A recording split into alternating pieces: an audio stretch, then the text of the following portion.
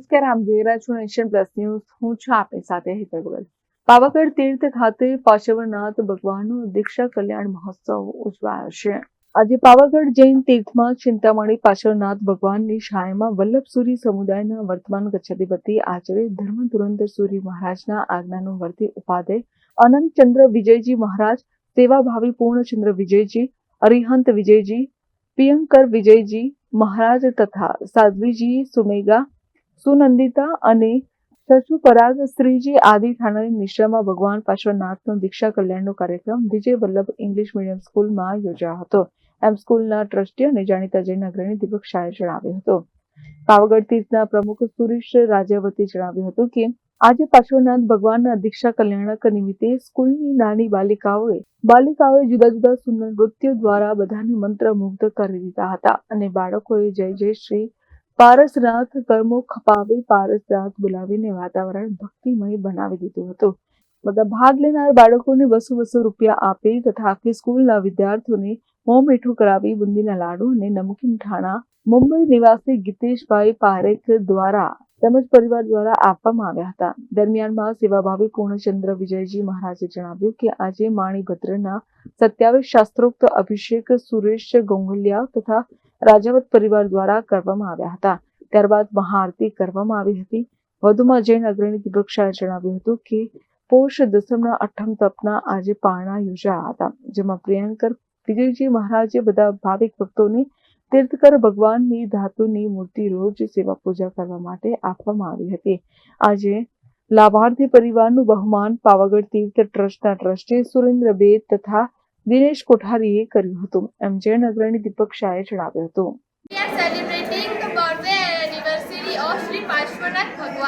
આત્મા વલ્લભ સમુદ્ર ઇન્દ્ર રત્નાકર ધર્મધુરંધર સદગુરુભ્યો નમઃ.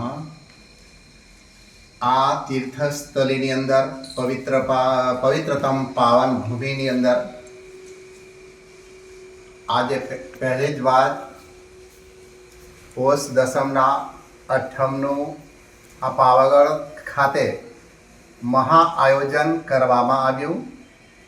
એમાં મુંબઈથી પધારેલા તપસ્વીઓ સાથે સાથે લાભાર્થી સુરેશ રાજાવત આદિ પરિવાર, દીપકભાઈ આદિ પરિવારને આ 8મ તપનો લાભ લીધો અને સાથે સાથે આ તીર્થભૂમિની અંદર English medium Vijay Vallabh English મીડિયમનું પણ આજે નાના ભૂલકાઓ, નાના બાળકો જે એમને જે સંસ્કાર દ્વારા જે અહીંયા સંસ્કાર આપવામાં આવે છે તે એ સંસ્કાર દ્વારા જે એના જીવનમાં એ ઉતારીને આજે નાના બાળકો પણ ગુરુદેવની સ્તવના કરી એમને ગુરુ વલ્લભ કે ચરણો દ્વારા નવકાર મંત્ર દ્વારા અને પોતાના જે આ સ્કૂલના જે